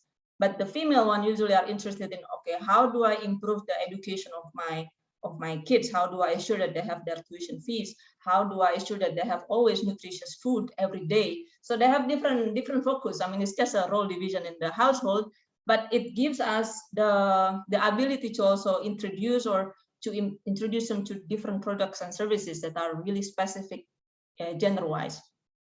So that is a challenge, and I'm going to just give the opportunity part. So with the regular cash income, what we find is that it's really easy to introduce stickiness. So you are probably using your iPhone or Android every day, and then you use your WhatsApp or Instagram every day. And we also would like to have that kind of habit that they improve their digital habit over time. It's quite easy to build the stickiness to the app when they have to actually record the transactions every day, instead of actually having 6 months of no trades and suddenly in the harvest time they have trading. So when they have the stickiness, it allows us to also integrate all of the different products and services that we might put and integrate in our super app. As this is what we are going to do in the hackathon, which is really exciting in 2 or 3 weeks, that we are going to allow actually local Egerton University students to come up with what are the different solutions that would be applicable for the farmers in their neighborhood, because who knows better than actually the local experts, right? So this is the beauty of actually having this regular cash flow, and it also allows us to for instance, when we roll out, so for instance, we have subscription fee in AgUnity, or when the farmers are expected to pay for the phone, the installment can be paid in a more modulated manner throughout the year. So they can have monthly installments instead of just yearly installment, and so on. So this affects on the types of products and services that we can introduce. In terms of quality assurance, as I said, when there is barely any quality assurance on the ground, means that every single, even like smallest quality assurance can actually mean a lot. So for instance, they didn't usually have scales. This is what we introduced in the project, that they finally have scales. So this is the first time that they actually know, oh, actually I can actually save all of the produces that I produce. I don't have any wastage. Maybe before they didn't have the way to monitor this wastage of produces. Another thing is that apparently the consumers that likes that the vegetables are supposed to be washed with pot water, and also that it should be organic. We can also integrate the verification method by a third party, that is the Extension Workers Association, so that it's the verification will be secured in the blockchain, so that the consumer will know that exactly the bunch of the spinach that they have is actually pesticide free, and it's also it's organic, and it's washed by pot water. So this simple intervention is much. It doesn't cost much compared to, for instance, cocoa and coffee, where in order for you to enhance the quality, you have to have like sophisticated fermenting method. You have to have some sensors to check on the temperature for each of the day of the processes, because it's quite an alchemy. So this is the type of opportunity that we can actually look on. In terms of women, and I think Ralph was asking this question about youth and women. The opportunity, we actually didn't expect this, but in many of the places that we go to, we see a lot more cohesive community, just because we introduced the platform. So for instance, because youth are the one who are more digital savvy, they are the one who are usually checking on their neighbor farmers who are older, and then asking, okay, do you have some problem? Can I help you? So they suddenly have more communication just between themselves, because the youth actually gives the guidance on technology, and other way around, usually the elderly, they are more passionate about the agriculture, and then they give this influence of, you should be passionate about being a farmer. So there is this really beautiful exchange that we are actually witnessing. And this is super rewarding, not just for this project, but also elsewhere. So there is that. So yes, I think I have presented all of the different challenges. For us, being out of our comfort zone is always hard, but it's always so rewarding, in the sense that once this is already like coming almost a year that we roll out this project, we have already gotten so many inputs in terms of how should we improve our products, there's a lot of new invention. Just the backlog that we have in AgUnity is just getting more and more, just because we bump into these challenges. So for instance, somebody was asking about downloadable app. So before, because we used to tap the union or co-op officers and then we disseminate it to the farmers, we didn't actually think about this. I mean, it's already in the backlog, but it's not so much urgent. But the way how we are seeing the wild value chain where anybody can sell to anybody, it allows us to think, okay, how do we make that anybody, any farmer can actually just download an app, and then any middleman can download an app, and then they can already synchronize their transactions. This is something already like in our backlog is becoming more prioritized because of this project. So this type of how do you say, innovations, always we are doing it iteratively, and we are lucky enough to be part of this project that allows us to gain a lot of insights. Thank you, Naveed. Maybe we'll come back to some of these points that you raised in the Q&A at the end. What I'd like to do is introduce our third panelist in this second panel. This is Joseph Mwangi, who is the lecturer at the Department of Agricultural Economics and Agribusiness Management at Edgerton University, one of our core partners on this project. Joseph is also a co-PI and leads essentially the work in Kakamega, and he's played a lead role in the deployment of the app there and supporting the training of everybody in that process. He's a PhD candidate in agricultural economics at Humboldt University in Berlin, and holds an MS in agriculture and applied economics, a BS in agricultural economics, and is a certified accountant. Joseph has extensive experience working in horticultural value chains in Kenya to improve the livelihood and nutritional situation of last mile communities. So Joseph, welcome.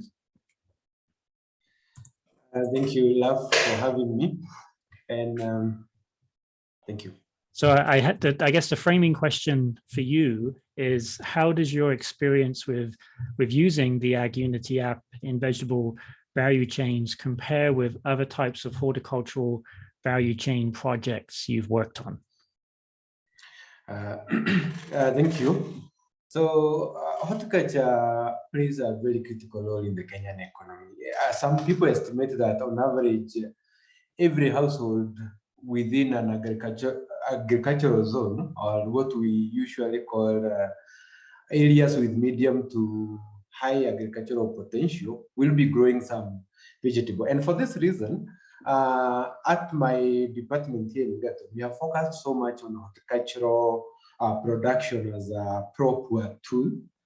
And one of our main focus has been looking at the strategies which can facilitate small farmers in coming from peasant farming to more of an agribusiness setup.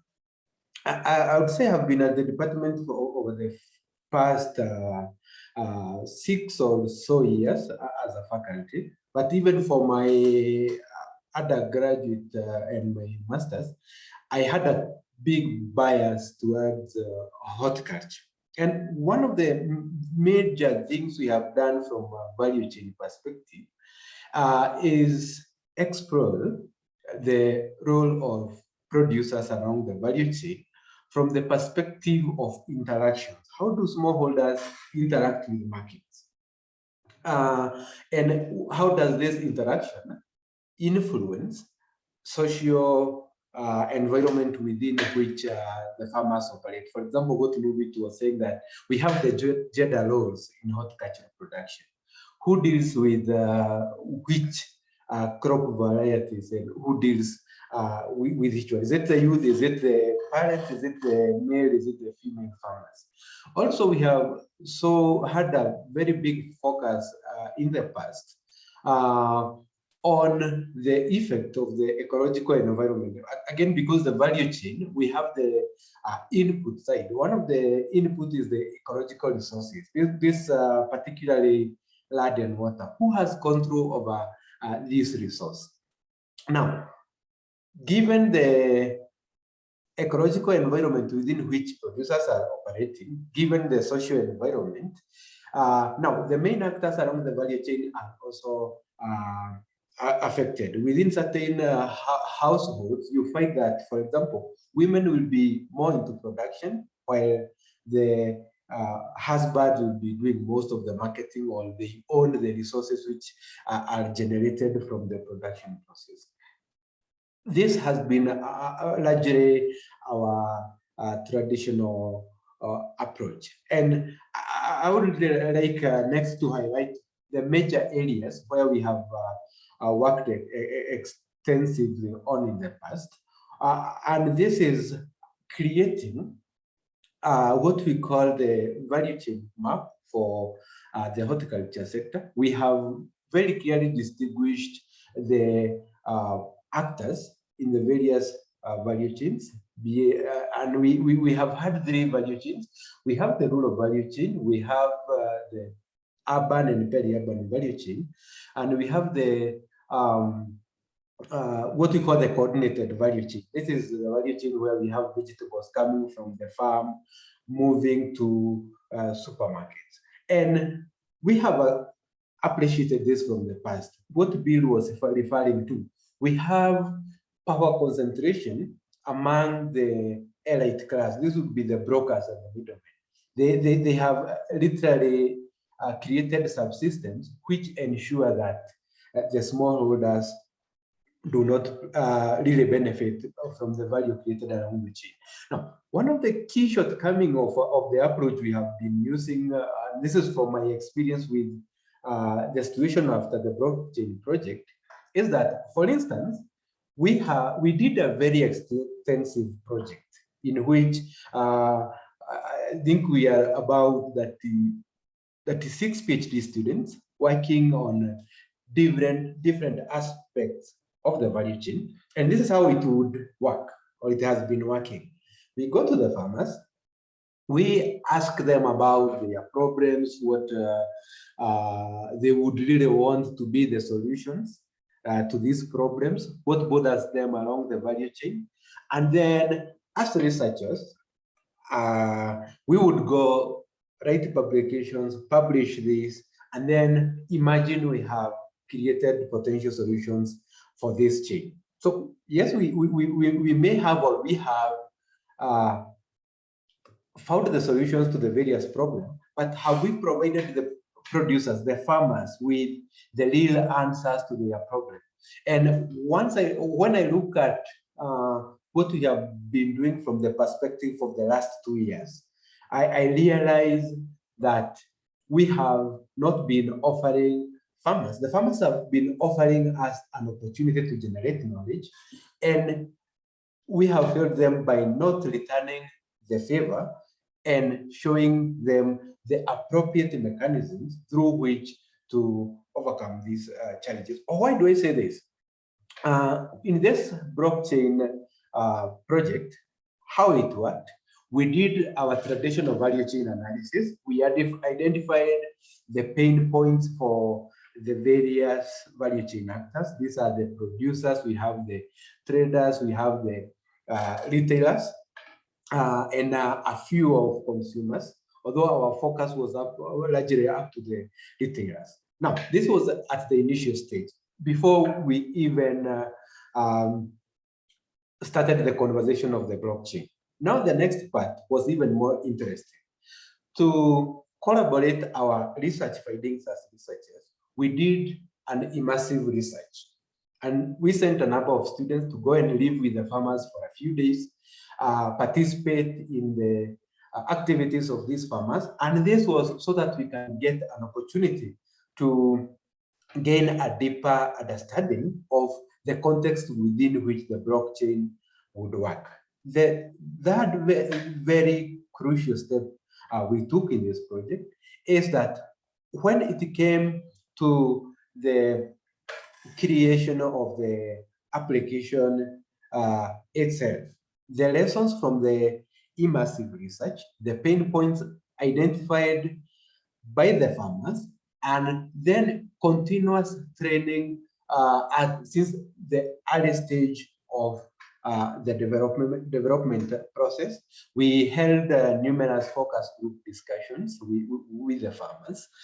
We did what we call user experience surveys, what they would want the app to do in terms of also the type of technology in terms of cost and what have you. And this really gave the farmers an insight of what we are trying to do even before we brought the technology. So by the time we were bringing the technology, the farmers already had a good idea. And forgive me for just using the farmers because another thing which we did, which is totally different from the traditional value chain approach, is we brought the farmers, the middlemen with all their problems, and the retailers, and we had joint meetings. We had discussions.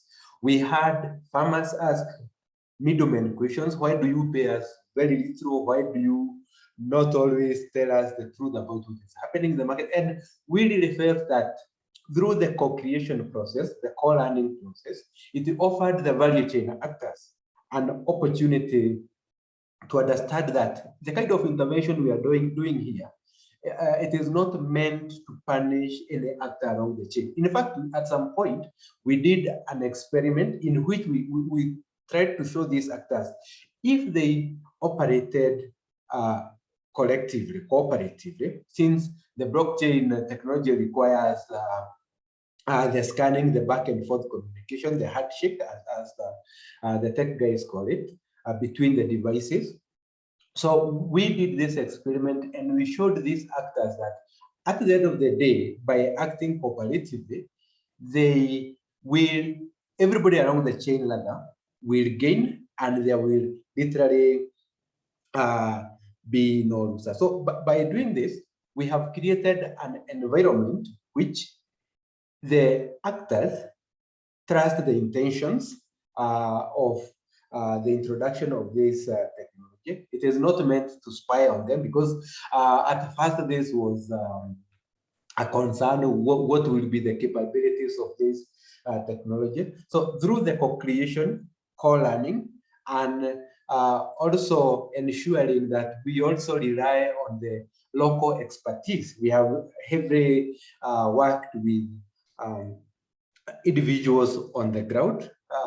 This has ensured that we have been able to gain the trust of the community of actors along the chain. So for me, one of the key takeaways from trying to change from the traditional value chain to a system which is more organized based on the blockchain technology is that there is no one individual literally who seems to be capable of being the change driver. It requires a system of users working together through the entire change process, which are expected to take a lot of time. And this has been the biggest strong point in this project when I look at it in the context of the other projects and works we have done in value chain analysis and value chain interventions.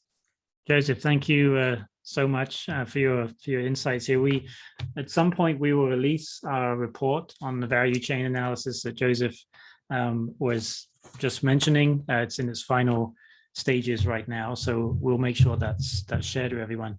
Joseph, thank you. What I'd like to do is move on to our final speaker today. Hopefully the connection will be working. I'll introduce Jemima first, and then we'll see if we can make the connection work. So Jemima Ikalakala-Mai is a coordinator at New Vision. Jemima is a social worker by profession and is a well-known community activist in Kakamega, where our project is based. She is the vision bearer of New Vision, which is a community-based organization focused on ensuring food security for its members and beyond through local vegetable growing and marketing and local poultry upscaling. Jemima is also responsible for collaboration and networking with other relevant stakeholders and government ministries, and actively works to find training for her group members.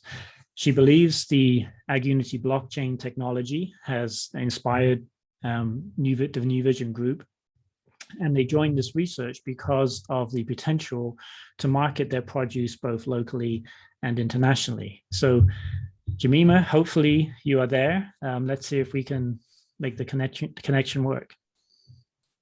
Yes, I'm there. Excellent. Good afternoon. So maybe I'll ask a couple of framing questions and then you can share with us your insights. So the first question is, what impacts have you seen among your farmers since they have started using blockchain technology? And the second question is, what was it that made you want to really get involved with this project when you first heard about it? So over to you. Thank you so much.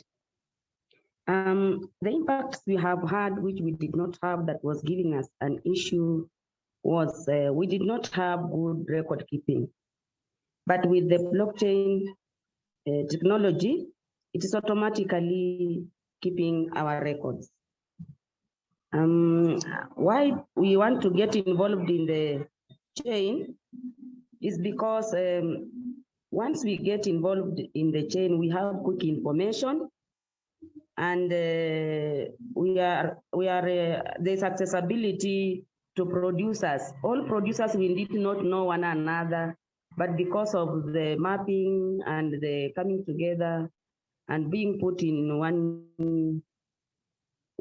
block, we are able to understand and know one another. So we are happy to be part of the blockchain. We really would like to keep up in the blockchain because technology was not what we used to have in our activities endeavors day to day, but now the blockchain technology is making us access to technology. And we are now being part of the technical issues around the world. It has improved our networks in between ourselves and other people. It is also something that will make us own up be responsible and own up in case of a mistake. Supposing somebody has sold me, one of the farmers has sold me vegetables, and I've given the vegetables to a trader or a retailer, and they have not paid. We don't need to go and search for evidence because the evidence is in the phone, and the person who sold the processes are in the phone. So it is very easy to get back to the person who is making the mistake, and the person cannot deny because the process is in the technology, and therefore there is evidence that he or she has not paid, or she or he was giving the vegetables and the vegetables are not worthy enough. Another issue that is coming up is accountability. If the farmer is selling and because we insist on organic farming, and if any of the farmers has not done her produce in an organic process, he or she should be accountable for the outcome. So it will help us as farmers to ensure accountability of the product by the producer, because you can follow up to the person who has actually given the vegetables through the blockchain. Another inspiring thing is time and expenses have been reduced. The type of process that was used to go and see the farmer to access the vegetable, time was being used a lot because you'd travel to long distances using a lot of money, using a lot of time. But now they can take photos with their phones, put them on WhatsApp. You can see it and you can appreciate to buy or not, and you can still disagree or agree in the process. So you can spend little time to get what you want or to decline if you don't want to, and that other person can use that other time for something else. So we have other time, the time that we have been using given into other issues. And it is also anticipated that with our farmers that when we start selling and we are selling evenly, every week at least a farmer can sell vegetables and can earn, it will improve livelihoods at household level because it will increase income, and it will help the vulnerable families improve their livelihoods. So we anticipate in future when it picks up and it works directly on a weekly basis, families will improve their livelihoods. We are also glad to be part of the global world. And we really thank AgriUnity, we really thank Jessica that even you people, as you think, wherever you are thinking about the small farmer in Africa on their day-to-day endeavors, that you can even involve us into the global issues as you think and act. You think about us, you come to see us, you involve us. We are proud to be part of the global world. And we think we anticipate to get improved prices for our produce, and that the improved prices will be frequent, because down here the people who come to buy from farmers buy at a very low price, and then they go to benefit while the person who did the hard work is not benefiting at all.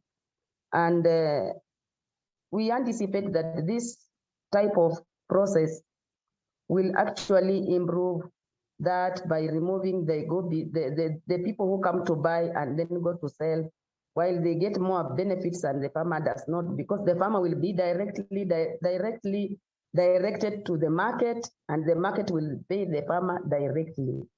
And if the farmer is the woman of the household, the phone of the woman will receive the money.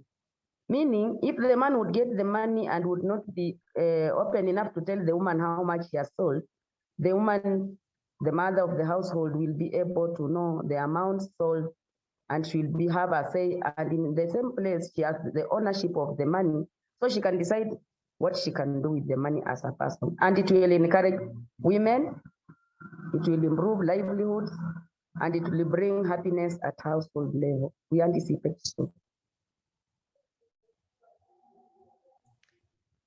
Jemima, thank you so much for sharing these insights with us, and a number of the people in this webinar will hopefully, if all goes as planned, be out in Kenya for the hackathon event in a couple of weeks. So hopefully we'll be able to meet in person and see your farmers and engage and actually understand how we can further enhance this whole system that we're using. So greatly appreciate that we could bring you into our webinar today, and look forward to future conversations.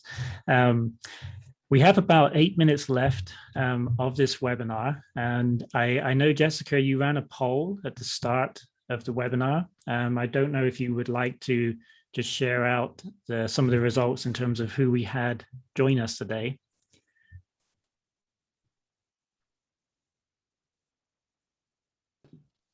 Unmuting, there we go. Yeah, so we have pretty good representation across the board from development practitioners, academics, and researchers. We have, about 20% from the tech industry, 27% from the agricultural sector. So, and then just a few sort of interested parties. So it's really great. Thank you all so much for attending and hanging in to the end. I know it was a long webinar, but we wanted to be able to share all that we've learned and all that we've been working on. So I posted in the chat previously, but we will compile the questions that were answered and send them out through email with some detailed answers. And then we will also share at that time the link to the website that's hosted on the Virginia Tech page, as well as the Ag Unity website, so you can find out more information and be tracking with us as we start to produce results from the work that we've been doing in Western Kenya. Thank you, Jessica. I was going to ask about that. I see that Keith and David and others have been responding to the questions in the chat, and many times you don't see that when you see the final video. So hopefully we'll find a way to post our responses to your questions with the recording of the webinar. I don't know, Keith or David, if you want to, we have a couple of minutes left. Is there anything you'd like to respond to or just verbalize in terms of some of the questions that you've been responding to in the chat? Oh, look, no, I've just been really happy by the interactive nature. I've barely been at an event where there's been so many really good questions and really thoughtful ones. So, like, thank you. It's very much, thank you for the Virginia Tech and the organizers, of course, but also thank you to the audience for being so engaged and interested in what everyone's been doing here. So we really appreciate that. We'll get to all the questions in due time if we can copy them out. And look, please do reach out to us. There's been a number of people saying, I want to, how do we engage in a project? Those are detailed discussions. We need to sort of look at where you are and what the group of farmers is. But we'd love to talk to you. So please do reach out to us. Ag Unity is really easy to find. It's the only name like ours. Thank you, David. Keith, any last remarks? Pretty much the same sentiment as David.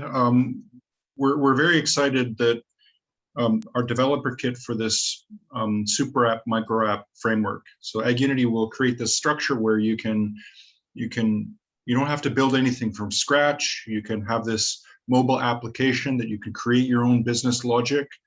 You can develop your own community solution that solves a problem in your community. You can create some kind of business structure that your market finds valuable. You can find your own way. Like we're thrilled because we know that there is incredible talent in all of Kenya, but Nairobi and we hope Kakamega will be a new development hub for us. We know that there's amazing talent in Kenya and the world. And then with these tools, we know that they will uncover and discover incredible things. And so we're very excited to be on this journey with people that see this as a solution to solve really fundamental real world problems. We don't pretend that we know the solutions right now, like we're discovering along with everyone else. And so these ventures where we bring together academic experts and community experts and technology, and we mash them together and we discover problems, but we overcome those problems. We're looking forward to this great journey with hopefully all of the people participating in this call to join in the hackathon, to see that solutions are possible, to roll up your sleeves and start solving these problems and just really move the ball forward, particularly for poverty. But we know that there's all kinds of other problems that can be solved, things about access to education and equality of opportunity and climate issues, like all of these problems. There is approaches we can take with technology to start address them. And so I want to encourage everyone to believe that it's possible, to be encouraged that we can make a difference, and let's get started. Yeah, thanks. Thanks, Keith. I'd like to do a really quick round robin if there's any other comments from the panelists. Bill, do you have any final words of wisdom for us? If you're still there you go. Yeah, I'm still here. I'm just waiting for when. Excellent. Joseph?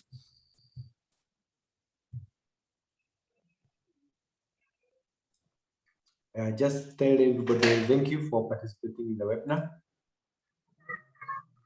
Okay, great. Thank you, Joseph. And hopefully we look forward to seeing you in person in a few weeks. Jemima? Thank you for including us, and you are most welcome. We shall be glad to receive you. Excellent. Well, I look forward to seeing you very soon. And Naveed? Yeah, this has been a really rich discussions, and also the audience has made the even more richer than once. But yes, I think for everybody who are interested in understanding more, and I appreciate this is quite an overwhelming theme, like blockchain itself, and also the technology and what type of use cases and the possibilities that we are actually having at the moment at this time, where it's actually quite revolutionary time for the last miles. So for everybody who are interested, please go ahead. Don't hesitate on buzzing myself, Keith, or anybody in the team about how we can actually get to contribute to your institution or community. Thanks, Naveed. Mary, do you have any final words?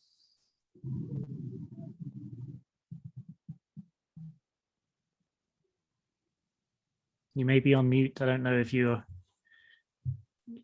still there. You go. There you go. Yes. I think this is the right thing to do when you talk about the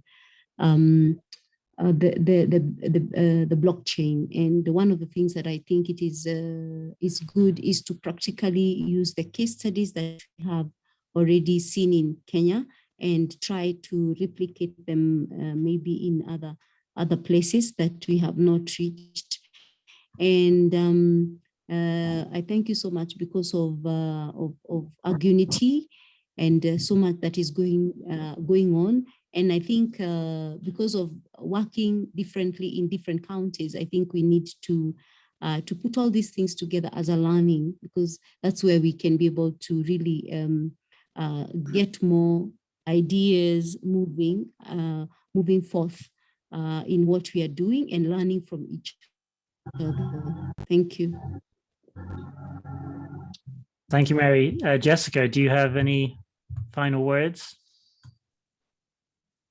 Yeah, again, I just want to say thank you to all the panelists and all those who attended. I saw a comment in the chat that it was worth the invested 2 hours, so I'm glad that you feel that way. I know I've enjoyed the discussion, and we will be moving forward in the next 8 weeks or so, looking for opportunities to scale and expand and replicate what we've been doing with the indigenous vegetables. So when we send out an email following this event, you'll be able to connect with us that way. And of course, you're welcome to partner with Ag-Unity separately. Though, of course, I biasly would recommend also exploring potential opportunities with either Virginia Tech or Egerton University or other universities and academics as well. I think we've really realized the value of this sort of embedded research translation process that the Laser Pulse project has really been promoting, coupling academics and researchers with the private sector to develop very tailored solutions to the needs of the people that we're serving. And we've had a very rich experience working together. And so, of course, we want to keep working with Ag-Unity, but with all of you as well. So we're looking forward to engaging with you in the future. And again, thank you everyone for all of your contributions and inputs into this really wonderful event. Hey, good luck, Virginia. Good luck in Georgia this weekend. Huh? Thank you. Fingers crossed. Well, let me officially bring this webinar to a close. It's been excellent engaging with all of our panelists today and all the participants. Thank you for joining us. So with that, I'd like to wish everyone a good morning, a good afternoon, and good evening, depending on where you are in the world. So thank you very much, and take care, everybody. Thank you for hosting. Thank you. Take care. Bye-bye. Thank you, everyone.